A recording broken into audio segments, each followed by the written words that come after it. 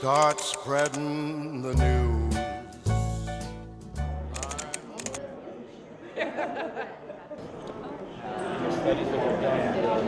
Heart disease is the leading cause of death in women. The good news is that death from heart disease is trending downward for both women and men because of the result of greater awareness of nutrition and exercise, the widespread use of cholesterol and blood pressure medications, and the development of innovative devices and procedures. Today we have three remarkable golden girls who are here because of the innovation and treatment of heart disease. They were all diagnosed with aortic valve stenosis, which affects up to 1.5 million Americans. They were unable to undergo bypass surgery for a number of reasons. Fortunately, their lives were saved by a minimally invasive device known as CoreValve, and they are now doing great. At St. Francis, we put in close to 400 CoreValves. 60% of them are women. The findings from the research study led to the FDA to approve this CoreValve, and hence now it will benefit so many more patients. I'd like to introduce our first golden girl. This is Ruth DiMartino, who is 88 years young and is an avid tap dancer. Start spreading. I always wanted to tap dance, but then I was a contestant in the New York Senior America pageant, and I came in third, runner-up, and there I finally got to tap dance. I finally got my first pair of tap shoes at age 68, and I've been tapping ever since.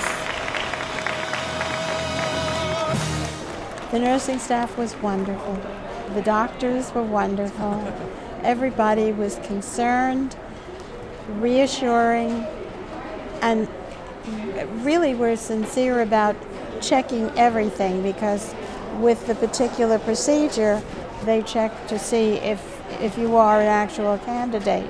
And in the process, they go through a lot of things checking you. And in my instance, they did find something that would never have been found, I don't think, if I hadn't come in for the checking for the procedure. I was very fortunate with it. The goal of this procedure is to be able to put a new aortic valve in without having to resort to traditional open heart surgery. So that the majority of these are done from the femoral artery in the groin with catheters without a surgical procedure. The big difference there is that we're not putting the patient on the heart-lung machine.